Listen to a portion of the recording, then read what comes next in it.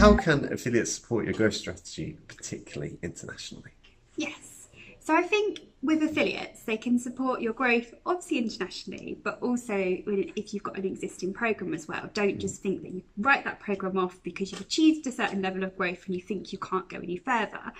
I think I'm probably going to tackle that point first, because actually mastering your existing affiliate channel can actually mean that you've got some really great stuff that can take you into a global market. So what we often find is we get a lot of brands coming to us and they say we've got an existing program, it feels like maybe a little bit like static, they say it's not growing, and actually sometimes it's just a case of having a bit of a reset on that program. Because affiliates are like any other channel basically. You have to set it up to succeed and you have to input in it to make it work.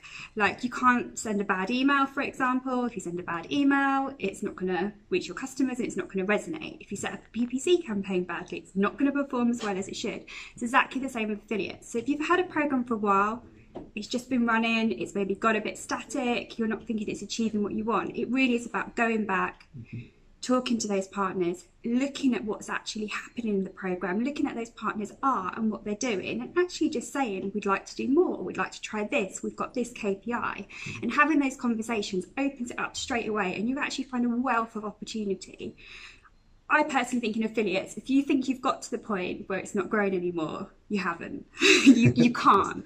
There's loads of new affiliate types out there. There's loads of new ways of working. There's ways of looking at things differently. There's different promotions you can do. There's different ways you can reward affiliates and different ways of looking at things.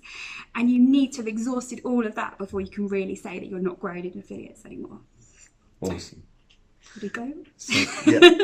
So I know that one of the ways that we've discussed is talking about going global, so potentially you could speak a little bit about that. Yeah, definitely. I think that's something that we've seen. I mean, my background's been very much in managing global affiliate programs, and I think actually it's something that I've seen even growing a lot in the last couple of years. Like brands who've had quite established programs, maybe in the UK, in the US, as kind of classic affiliate markets, have definitely been looking elsewhere in other regions where they can really look to accelerate growth.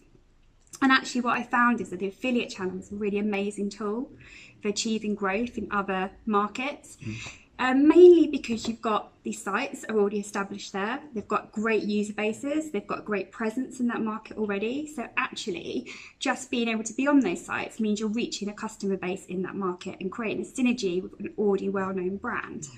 Awesome. No, that makes a lot of sense. So is there much sort of adaptation that you have to do for your affiliate programs in the local area? Because it strikes me that they've already done a lot of the hard work if you're on their site, but is there on your affiliate program, how have you adapted it? Yeah, well, definitely. I think there is stuff you have to consider. You can't just assume it's a tap that turns on because you want to have customers in Singapore, for example. Yes. You have to have some rationale behind it to start with. I would say you have to maybe see that you've got a little bit of demand there already. Maybe you've done a few other bits in maybe even offline stuff. You've maybe done some PR out there, or you're just seeing a lot of natural traffic coming from that region because you've got some great shipping policies there. So you do want to have something to go with, and obviously the more successful it will be the more you're doing yourself. So if you're doing kind of PR in that region, you are trying to outreach through other channels, other marketing sources, it will be more successful. So I do think you need kind of a bit of a rationale or a reason why you're going to that market. Whether it's a great proposition, as I mentioned, with shipping, or that you're offering something that they can't get in that market. You do need that to begin with. But there's also a case of there's still opportunity there. There's still ways of getting in. Yeah. And actually what we've seen, it can be quite a low risk way of getting into a market, a low risk way of trying things, and a good way of actually increasing brand awareness just from by being on those partners.